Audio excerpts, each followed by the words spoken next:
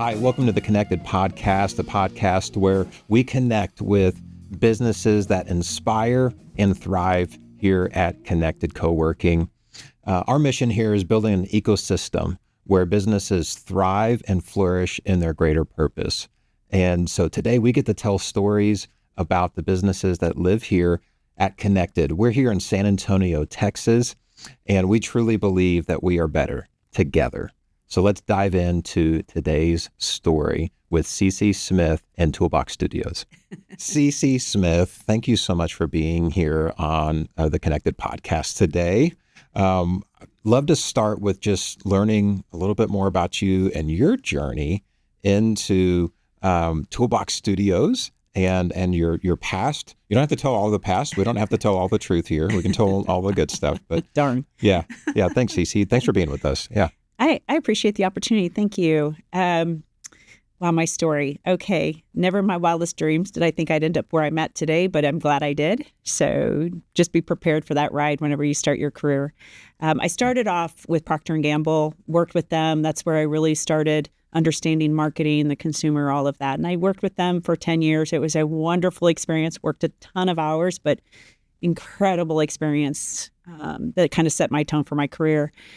I got married when I moved to San Antonio, married a wonderful man named Barney, and we have 4 children, 2 stepsons, but they're my kids, and 2 sons together. So when we got here, my husband always wanted to start a printing company, and so we did. And I took some time off, stayed home for 10 years with my kids, and then one day I decided let's get back into it. So we went to Smith Print, which is our commercial printing company here in San Antonio. And I was just going to help out. And the next thing I know, my husband and the other people in the office were like, oh, Cece can help you with marketing. Oh, Cece can do this. And, they were kind of giving away the services. I'm like, people actually pay for this. So I started a little department, and then that department grew into a company. And that company was really just a marketing company, a little marketing company. And then I had the opportunity my husband and I had the opportunity to acquire Toolbox Studios from a colleague, a friend, a client. And Toolbox Studios was a full service, I should say, a branding and web company. And it's almost 10 years ago in May that my husband and I bought Toolbox Studios from Rob Simons. Great guy, great business coach as well. So I was doing marketing, print, digital marketing, social media, SEO, those kind of things. And they did websites and branding. So it was a perfect marriage. Their clients needed our services. Our clients needed their services. And we came together, and there's Toolbox Studios. And that's how I got here. Have no idea, was never expecting that. Never thought I'd be an entrepreneur. I still have a tough time spelling it. But here I am. And that's how it all came to be. I love it. So many entrepreneurial journeys are really just a function of saying yes as opportunities come up in front of them. I noticed you've got 10-year chunks of 10 years at Procter Gamble, 10 years raising kids, and 10 years at Toolbox. I just noticed that. We'll see what the next decade. We'll get to talk about that a little bit today. There you go. And dream a little bit. Yeah. But Toolbox Studios is known for innovative marketing strategies like your omnichannel marketing approach. What's one project that you're most proud of, and how did it benefit your client? I'm going to talk about a project, but it kind of encapsulates how we work with people and how Perfect. we like to work with people. Just because of the sheer nature that I love strategy, and I love working on a team, and I love just being part of a team, strategy comes very natural to me. And so probably one of the opportunities I had was when I get to actually come in and act as the CMO or the chief marketing officer for a client. This is typically a client that's going through some massive transition. They're blending companies, or they're trying to expand, or they're trying to modernize. And so, unfortunately, marketing is usually the first thing to go whenever business gets down. And it's a function of the business, just like, would you do accounting every once in a while? Would you do HR every once in a while? Would you do operations? No, it is a function of the business. It's an investment. It's not an expense. And so I really am grateful that I get to work with people when they understand that marketing is a vital part of their organization. So many times I come in and I work with organizations that are going through those kind of changes, and I literally have typically an office at their location. I have an email. I'm part of the leadership group. And then the Toolbox Studios team, who I have an incredible group of people that I work with who actually make us look really, really good. They are the marketing department for that client.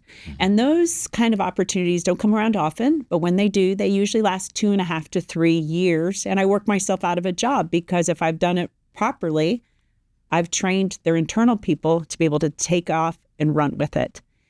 That's when and Toolbox Studios, I think really shines, is when we come in and partner with a company that needs some pretty intense overhaul in their messaging, in their branding, in their communications, in their marketing. Yeah, that's a significant commitment to be a fractional CMO like that and actually join somebody's team in such an integrated way. I imagine what's the trade-off of doing that, of just staying outside and being that third party versus I really want to be part of your team? The trade-off is just a better product. I guess a trade-off, negative or positive, right? Some of it is that you feel pulled, and you can't have all the clients you want because I have to be very involved, which is what I love to do. I don't like to just kind of show up and then pass it off to my team and let them run with it. I'm very involved with the leadership, with the owners of the company, watching their vision and helping them trying to obtain that vision. And that's what I absolutely love to do. You get a big bonus to that is that you get past all of the positioning or, should I say it this way? Yeah, you're just real, transparent, authentic. You become friends. You can talk really candidly when you mess up or when something went wrong. You can just say, hey, you don't worry as much about, are they going to fire me or anything like that, because you've chosen to work together collaboratively. And that is a wonderful, fun thing. However, it is pretty intense because you have to make yourself available to them. And so there's a very intricate dance that you have to do to make sure that you're available to them, but you're also available to your other clients. So I think marketing in general is one of those industries that technology is changing, or at least apparently changing. Oh, yes, it is. Talk to us about how you see the marketing landscape changing. Are there some pitfalls? Because I can put a prompt into AI and make my marketing plan and sales plan and feel like I'm done, but it sounds like I'm missing something. Right. I think technology has been at warp speed. My husband and I are for Smith Print are celebrating their 30th anniversary this year. And literally we had this conversation. Do you think we need a website? 30 years ago, that was a question. Now in 30 years, think about that. I mean, right? Think about how social media, all of those things. And a MySpace page. And right. Yeah. Most people don't even know what that is. way to date yourself, Brent. And so it is just leaps and bounds. And that's probably one of the things I love most about it because it's not stagnant. Technology has demystified marketing, which is a good thing because in the past, businesses really were constricted because there were 3 channels. There were magazines and 1 newspaper. As a marketer, you really knew where to go. Women between the ages of 35 and 45, you advertise here. And it was really more about advertising than marketing. Marketing is when you really understand what the consumer needs and how you're going to satisfy those needs and how does that product deliver against those needs or service.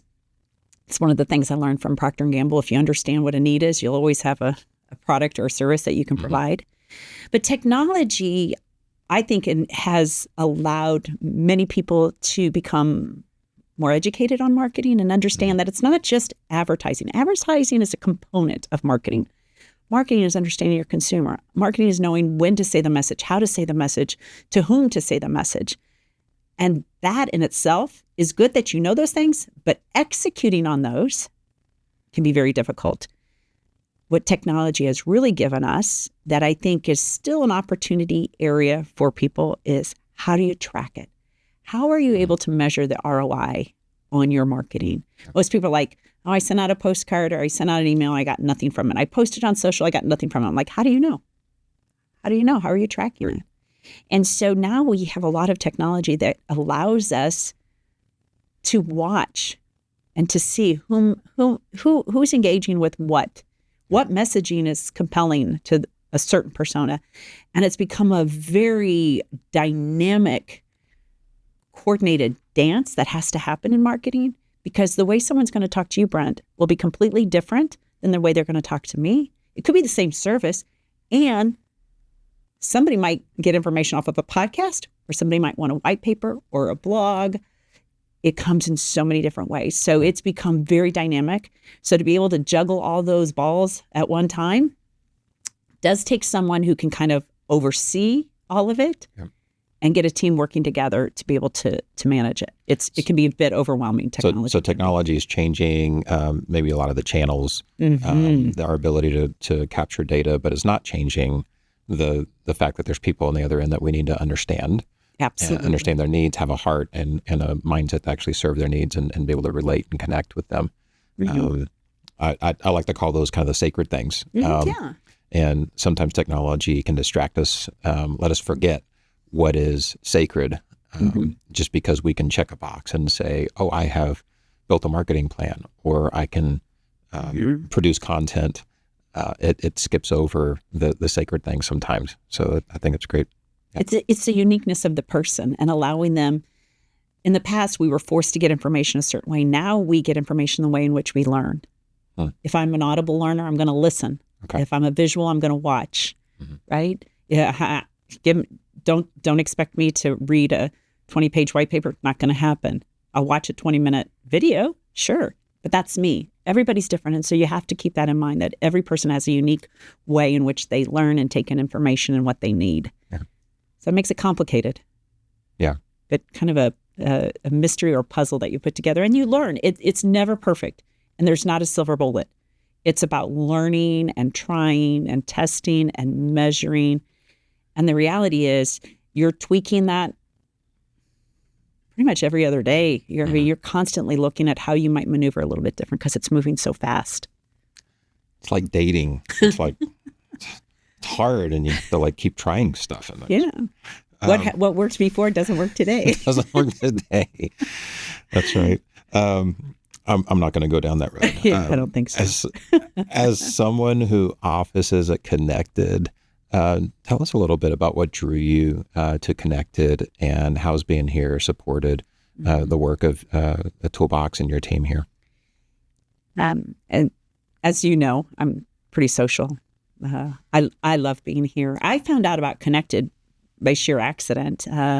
My wonderful cybersecurity guy, Rudy Ornalis, mentioned to me that he had come here for an event, and he knew I was looking for an office, and he said, Cece, you should check it out. And I said, okay, I'll go check it out. And the minute I walked in here, I knew it was someplace different.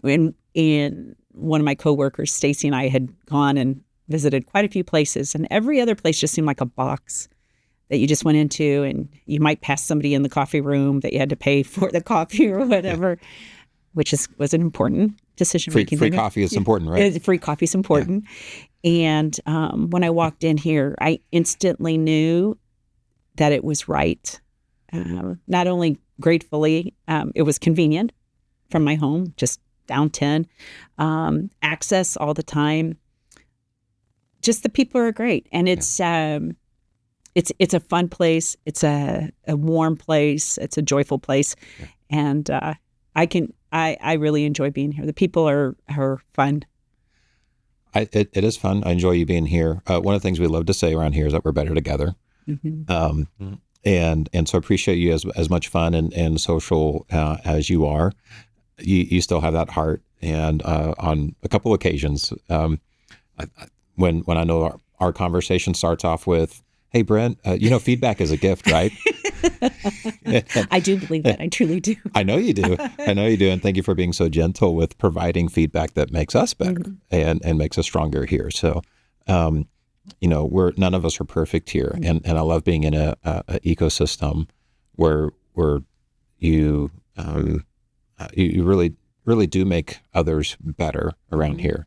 I know I get inspired when I see you working and the way that you work, and I know I want to be a little bit more like Cece. Oh. And there's a good balance. There's definitely a good balance. That's right.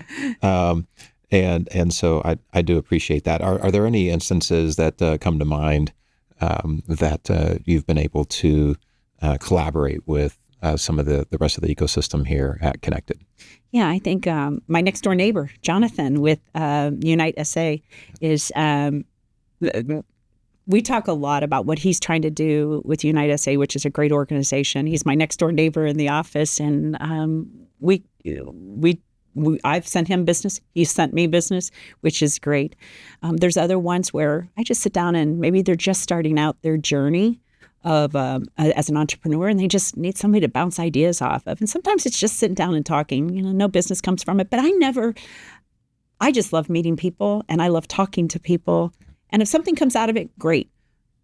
It's funny. I'm going to say this. It's probably going to diminish everything I've just said, but as a marketing company, I get most of my business from referrals. However, people validate. They go check out my website. They check out my social. They want to meet Toolbox and all that to make sure that I'm really what I am or what we are.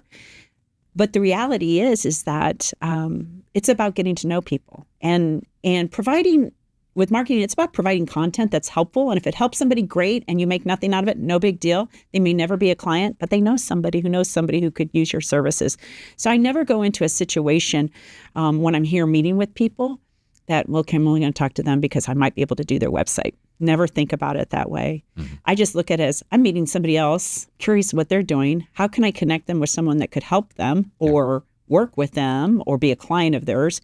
Because it goes back and forth. And so that's probably of everything that I've done here is just having conversations with people and learning about people's businesses so that when I'm talking to my clients and they need a photographer or they need a podcast room or if they need someone who can help analyze the personalities of people in their business, I know someone that I can refer to. And that's what I enjoy here. It's just having really some good, candid conversations. But I think getting away from the business a little bit, I think one of the things that I really find helpful here is that you can be yourself. Mm-hmm. There are days I come in and I'm feeling great, and there are days I come in and feel like I've been hit by a truck. And people notice it, and they say, hey, you okay? Yeah. I'm like, no, I'm not. I'm really struggling today. Hey, I'll pray for you. Or, hey, keep your chin up. And that means a lot because it almost makes this place like a place of respite, right? A place where I am working here, but I don't have to be on all the time. And that allows me and my team to be more fruitful. Yeah. Well, that's one of the things I love. I hope a flourishing ecosystem or a place where people flourish isn't something that just takes from people. Like I think often we leave work drained, and I hope that people can leave work when they're at Kinected feeling more filled up. And feeling stronger and not just drained and taken from. And technology, not to get too philosophical, I think technology extends our reach often, but at the expense of being more shallow. Mm-hmm. And so we get this illusion that we can just work from home or we can do things. And technically, yes, we can. We can have a Zoom meeting. We can just stay in our pajamas and do our work. But we miss out on the proximity that and those chance moments or just the fidelity of communication and depth of relationship that we really do need and we require. We were built for it. We were built for it. Absolutely. God created us to be with other people. Yes. And God also said sometimes you need to be alone. Right? You need to spend time alone and have silence. Both are important. I know from a marketing perspective, so many people, especially post-COVID, are remote and all of that. But some people really need to be with other people. Some people need that sometimes. Some people don't need it at all. But in reality, we all need to come together at some point and work. And one of the things I love most about this is there's always something going on here. Always something going on. Surprise. Yeah. Yeah. I mean, but you don't see that when you go look at other co-working spaces. And I'm sure there's others that do wonderful things. I'm not saying that, but a lot of them are just, you have an office and there is a joined area, but it's not really, it's not really, I don't want to say encouraged. It's just not fruitful to be able to have these spontaneous relationships where you just meet people and you laugh, and it's a joyful place, and it's a place of support. It really I'm is. grateful for the people that are here, and I think there's a lot of trust, but knowing that there's good people working here, it makes it easier to build those relationships, knowing that they're very trustworthy people, and good values oriented, sometimes faith-based people that are here, and I think that goes a long way. We've had we've been fortunate to not be in a hurry and a rush to just try to fill Kinected, and we've taken our time and really been able to just attract great people. I was so excited when you looked and stumbled into Kinected, because you're a great model and an example for what we want to aspire and become, and not just have a relationship with. But and I hope that everywhere you look at Kinected, that the prevailing current is uphill. It's good. It's taking people to great places, not just trying to pull them down. That there's the depth here, the art, the people. That there's just it's a place where we can flourish in our greater purpose. Right. It's they say you can have a house, but it takes something different to have a home. I think that's just a nice analogy for here. You can have an office, or you can have a co-working space that's more like you can be yourself.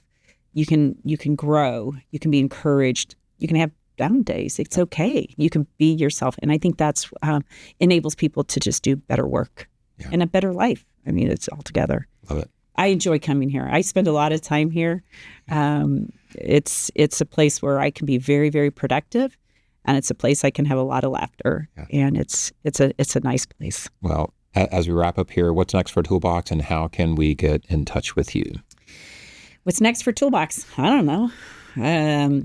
I just keep wanting to help people with their marketing and demystify it. I think that's a good word for it. I had never really thought about it, but so many people are confused on what marketing is. And so I only want to work with people who value what marketing can bring to the party and understand that it's an investment, just like having a good bookkeeper, just like having a good financial person or a HR person or whatever operations person.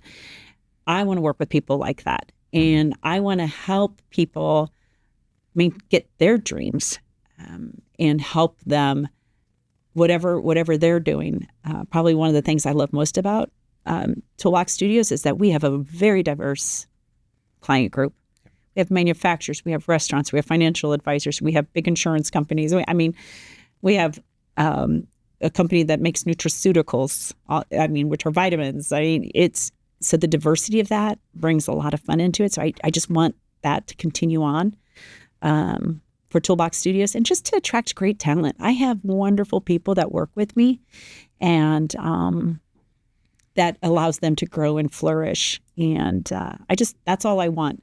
I have no desire to become a king of the world or a queen of the world and make a ton of money. I just want to do great work and have some fun while I'm doing it, be able to pay my bills and take care of my family.